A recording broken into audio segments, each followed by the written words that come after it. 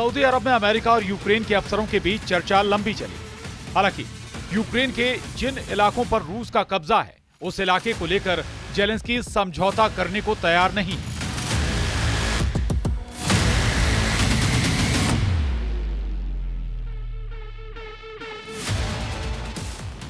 रूस का भी यूक्रेन के 4 बड़े इलाकों पर कब्जा है। इनमें डोनेस्क है, लुहांस्क है, जपोरिजिया और खेरसोन तक का इलाका है।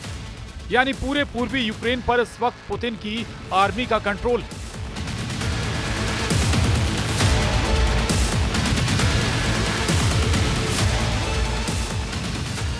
ये यूक्रेन का करीब 20% हिस्सा, जिसे पुतिन छोड़ने के लिए राजी नहीं होंगे। रूस ने 3 साल के युद्ध में यूक्रेन में जिन जिन इलाकों में कब्जा किया है, उसे लेकर दोनों तरफ हजारों नहीं लाखों सैनिकों की मौत हुई है। ये दावा तो खुद यूक्रेन की तरफ से भी किया जाता है। ऐसे में रूस को सीज फायर वाले चंगुल में फंसाकर जेलेंस्की क्या करना चाहते हैं, ये बात तो पुतिन भी बहुत अच्छी तरह समझते हैं। उधर संयुक्त राष्ट्र सुरक्षा परिषद की बैठक के दौरान काया कैलस ने रूस के खिलाफ मोर्चा संभाल लिया है। काया कैलस यूरोपीय संघ की विदेश नीति प्रमुख हैं और उन्होंने कहा है कि सीज फायर को लेकर पुतिन पर यकीन करना बहुत बड़ी गलती होगी।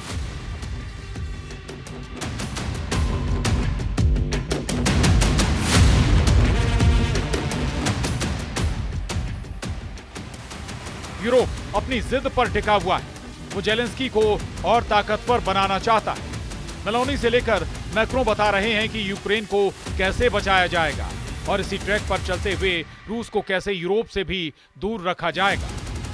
इसीलिए मैक्रों ने वो परमाणु छतरी खोल दी है जो पूरे यूरोप को एटम बम वाले हमले से बचा सकती है। यूक्रेन भी, ब्रिटेन भी, इटली भी, जर्मनी भी, यूरोप का कोना कोना इस छतरी के नीचे आकर पुतिन के परमाणु गुस्से से बचना चाहता है।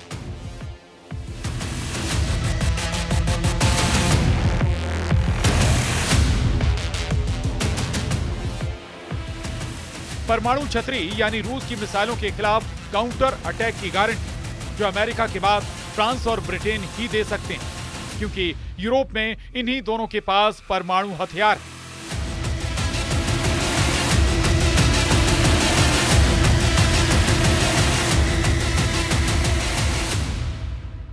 पुतिन से लड़ने के लिए यूरोप तैयार हो रहा है। यूरोप कहें या फिर नेटो की वो फोर्स जो लगातार युद्धाभ्यास कर रही है।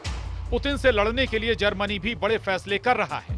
पोलैंड की तरह जर्मनी में भी आम आदमी को मिलिट्री ट्रेनिंग दी जा रही है। अभी जर्मनी के पास 1,80,000 सैनिक हैं और 2031 तक वो तादाद 2 लाख से ज्यादा करना चाहता है।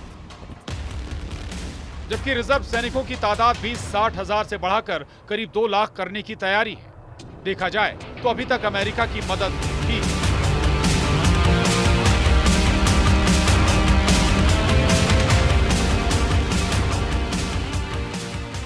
जिसकी वजह से यूक्रेन की फौज ने वॉर जोन में पैर मजबूती से जमाए हुए हैं। नहीं तो डॉनबास तक पूरी तरह रूस के कब्जे में है। अमेरिका से मिले हाईमार्स रॉकेट से लेकर पैट्रियट मिसाइलें जिन्होंने रूस को कीव और खार्किव से दूर रखा है। वहीं एब्रम्स टैंक से लेकर F-16 फाइटर जेट भी अमेरिका के दखल पर यूक्रेन तक पहुंचे। हालांकि पुतिन ने इन सभी हथियारों को नाक रगड़ने पर मजबूर कर दिया है।